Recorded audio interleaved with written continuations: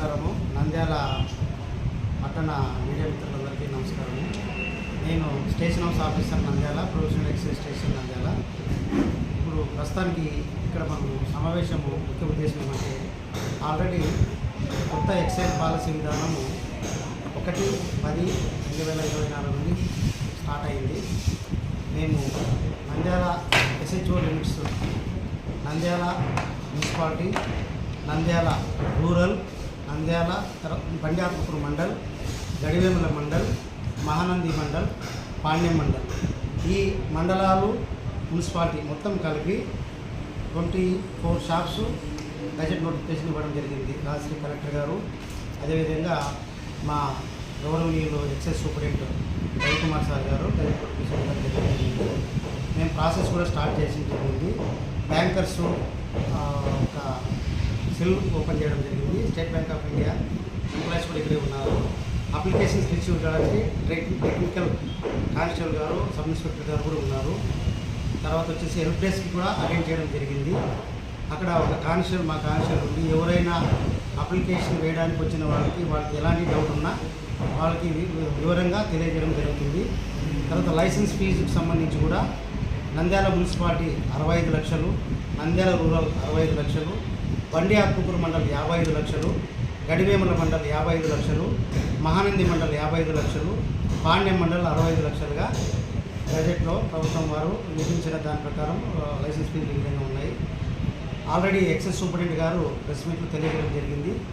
ఇప్పుడు మళ్ళీ తెలియజేస్తున్నాను. ఈ సదరు షాపులకి ఎవరైతే అప్లై చేయాలనుకుంటున్నారో వాళ్ళు 2 లక్షల రూపాయలు డీడీ ద్వారా కానీ, ఆన్లైన్ పేమెంట్ ద్వారా కానీ, దీంట్లో 3 రకాలైన ఉన్నాయి. హైబ్రిడ్ విధానము, ఆన్లైన్ విధానము, ఆఫ్లైన్ విధానం. ఆన్లైన్ విధానంలో నెట్ ద్వారా, ఇంటర్నెట్ బ్యాంకింగ్ ద్వారా ఇంటి దగ్గర నుండే నెట్ సెంటర్ల ద్వారా కానీ అప్లై చేసుకోవచ్చు.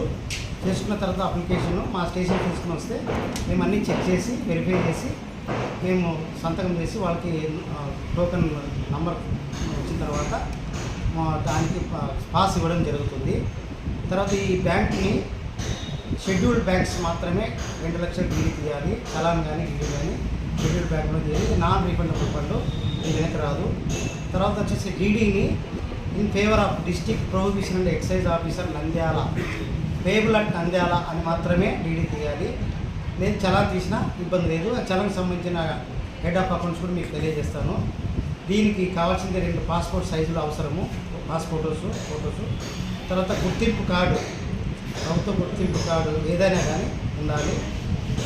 ఒకవేళ SC STలు అయితే వాళ్ళకి సంబంధించిన సర్టిఫికేటు తీసుకురావాలి. రిజిస్ట్రేషను, ఎంట్రీ పాస్ నందు పైవన్నీ తీసుకొచ్చినట్ల అప్లికేషన్లు, రిజిస్ట్రేషన్ ఫార్మ్ ఎంట్రీ పాస్ నందు ఇవ్వబడుతుంది.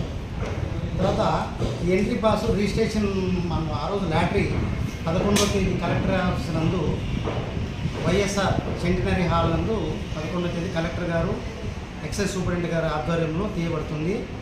ఆ రోజు అక్కడికి రావడానికి ఎంట్రీ పాస్ కంపల్సరీగా చూపించాలి.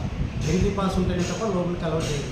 కాబట్టి ఎవరైతే అప్లికేషన్ తీసుకుంటారో అప్లికేషన్ మీ దగ్గర పెట్టుకోకుండా ప్రాసెస్ అంతా అయిన తర్వాత ఆన్లైన్ చేసే వాళ్ళకి చెప్తున్నారు.